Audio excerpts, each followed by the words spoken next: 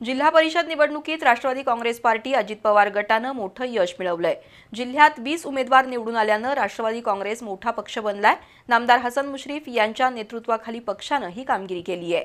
जिल्हा परिषद निवडणुकीत कोल्हापूर जिल्ह्यात राष्ट्रवादी काँग्रेस पक्ष नंबर 1 बनल्याबद्दल कागल इथं कार्यकर्त्यांनी साखर पेढे वाटून आनंद साजरा केला।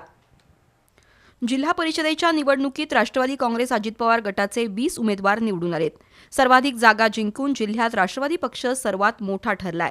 नामदार हसन मुश्रीफ यांच्या नेतृत्वाखाली पक्षानं ही कामगिरी केली आहे, त्यामुळे कार्यकर्त्यांमध्ये आनंदाचं वातावरण आहे। ऐन निवडणुकीत पक्षाचे प्रमुख आणि राज्याचे उपमुख्यमंत्री अजित पवार यांचं अपघाती निधन झालं। एकीकडे हे दुःख असताना पक्षाच्या कार्यकर्त्यांनी या निवडणुकीत चांगली कामगिरी केली आहे। जिल्हा परिषद निवडणुकीत कोल्हापूर जिल्ह्यात राष्ट्रवादी काँग्रेस मोठा भाऊ बनलाय। यानिमित्त राष्ट्रवादी अजित पवार गटाच्या कार्यकर्त्यांनी कागल शहरात साखर पेढे वाटून आनंद साजरा केला।